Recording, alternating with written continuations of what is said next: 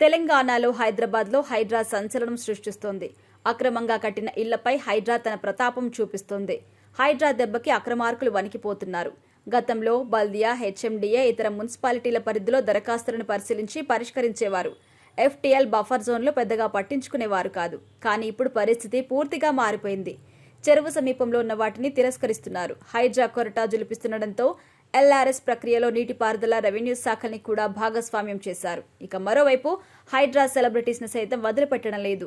Hero నాగార్జునకు సైతం హైడ్రా భారీ shock ఇచ్చింది. మాదాపూర్లోని తుమ్మిడికుంట చెరువును కబ్జా చేసి నాగార్జున ఎన్ కన్వెన్షన్ హాల్ ను నిర్మించారు అనే ఆరోపణలు కూడా వచ్చాయి. ప్రభుత్వం ప్రత్యేకంగా ఏర్పాటు చేసిన హైడ్రాకు ఈ నిర్మాణంపైన ఫిర్యాదులు కూడా వచ్చాయి. ఎన్ కన్వెన్షన్ ను తాకుతూనే చెరువు నీళ్లుంటాయి. దీంతో ఈ నిర్మాణానికి సంబంధించి హైడ్రా పూర్తి వివరాలు సేకరించింది. తుమ్మిడి చెరువులో 3 ఎకరాల 30 గుంటలని ఆక్రమించి ఎన్ కన్వెన్షన్ సెంటర్ను నిర్మించారని హైడ్రా గుర్తించింది.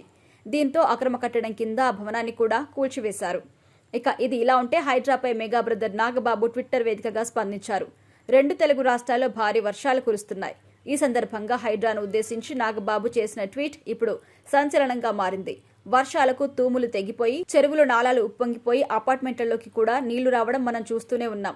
దీనికి ప్రజలు ప్రాణాలు కోల్పోవడం బాధాకరం. వీటికి ముఖ్య కారణం చెరువును ఆక్రమించి నిర్మాణాలు చేయడమే అని ట్వీట్ చేశారు. దీనికి నివారణగా సీఎం రేవంత్ ధైర్యంగా హైడ్రా కాన్సెప్ట్ తీసుకొచ్చారు. దీనికి అందరూ సపోర్ట్ చేయాలని ట్వీట్ చేశారు. ఇప్పటికైనా అర్థమైందా సీఎం రేవంత్ రెడ్డి తీసుకొచ్చిన హైడ్రా చేస్తున్న పని మంచిదే అన్నారు. నాగార్జున ఎన్ కన్వెన్షన్ హాల్ను కూల్చిన సమయంలో నాగబాబు సోషల్ మీడియాలో రేవంత్ రెడ్డికి సపోర్ట్ చేయడం ఇప్పుడు హాట్ టాపిక్ గా మారింది. మరి దీనిపై అక్కినేని ఫ్యాన్స్ ఎలా రియాక్ట్ అవుతారో చూడాలి మరి.